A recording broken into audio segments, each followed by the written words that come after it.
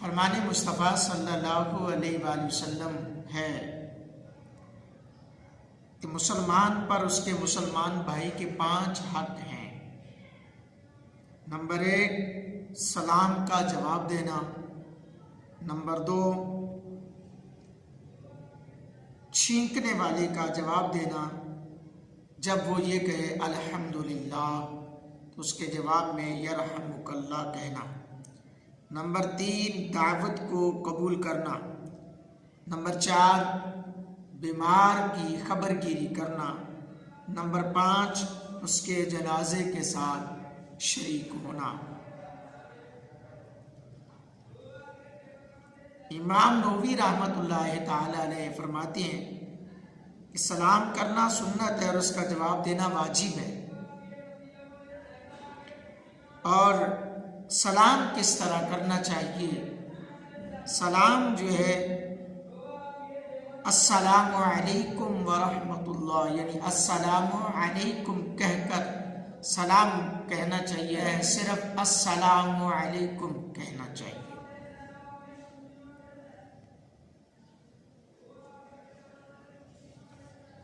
اور سلام کے آداب بیان کرنا چاہوں گا۔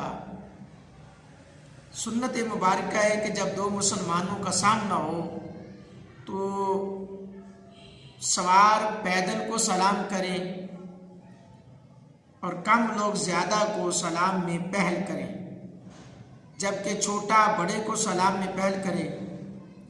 رسول اللہ صلی اللہ علیہ وآلہ وسلم کا فرمان ذیشان ہے سوار پیدل کو سلام کرے اور پیدل چلنے والا بیٹھے ہوئے پر سلام پر پہل کرے۔ چاہیے یہ کہ صبح بخیر، خوش آمدید یا ہیلو، آج کل جیسے فون پہ رابطہ ہوتا ہے ہیلو،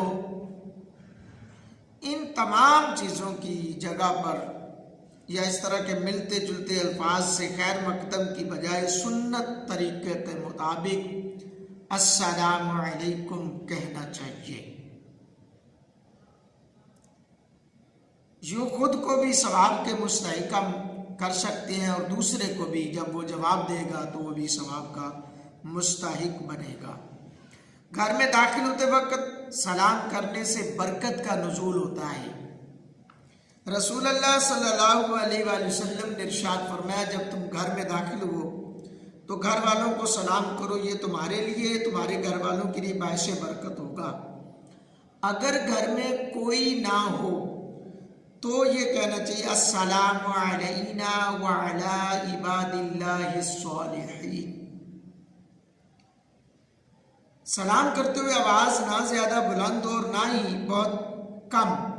حضرت مقداد رضی اللہ تعالیٰ عنہ سے مروی ہے کہ رسول اللہ صلی اللہ علیہ وسلم رات کو جب گھر تشریف لاتے اور ایسی آواز سے سلام کرتے جس سے سونے والا نہ جاگتا اور نہ جاگنے والا اس کو سننے سے رہ جاتا، یعنی اتنی دھیمی آواز میں رسول اللہ صلی اللہ علیہ وسلم السلام علیکم فرمایا کرتے تھے۔